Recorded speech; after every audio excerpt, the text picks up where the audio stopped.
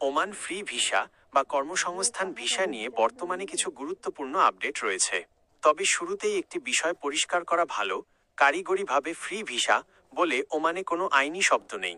সাধারণত ওমানে কোনো কোম্পানির অধীনে কাজ না করে বাইরে কাজ করার সুযোগকে দালালরা ফ্রি ভিসা বলে থাকে, যা ওমানি আইনে অবৈধ।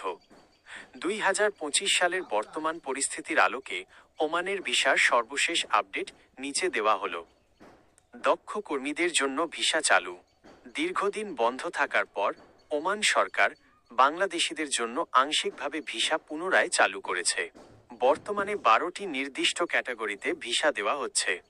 এই তালিকায় রয়েছে ডাক্তার, নার্স ও ইঞ্জিনিয়ার, শিক্ষক ও অ্যাকাউন্ট্যান্ট, ইনভেস্টর, বিনিয়োগকারী, পারিবারিক ফ্যামিলি ভিসা ও ট্যুরিস্ট ভিসা।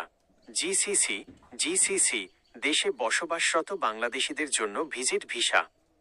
2. অদক্ষ বা সাধারণ শ্রমিকদের ভিসা। বর্তমানে সাধারণ শ্রমিক বা অদক্ষ কর্মীদের, যেমন সাধারণ লেবার, জন্য নতুন ভিসা পুরোপুরি উন্মুক্ত করা হয়নি। তবে দুই দেশের সরকার এ নিয়ে আলোচনা চালাচ্ছে এবং 2025 সালের শেষের দিকে নির্মাণ ও কৃষি খাতে দক্ষ শ্রমিকদের জন্য সুযোগ বাড়ার সম্ভাবনা রয়েছে। 3. অবৈধদের জন্য সাধারণ ক্ষমা, অ্যামনেস্টি। যারা বর্তমানে ওমানে অবৈধভাবে আছেন বা যাদের ভিসার মেয়াদ শেষ হয়ে গেছে, তাদের জন্য ওমান সরকার একটি বড় সুযোগ দিয়েছে।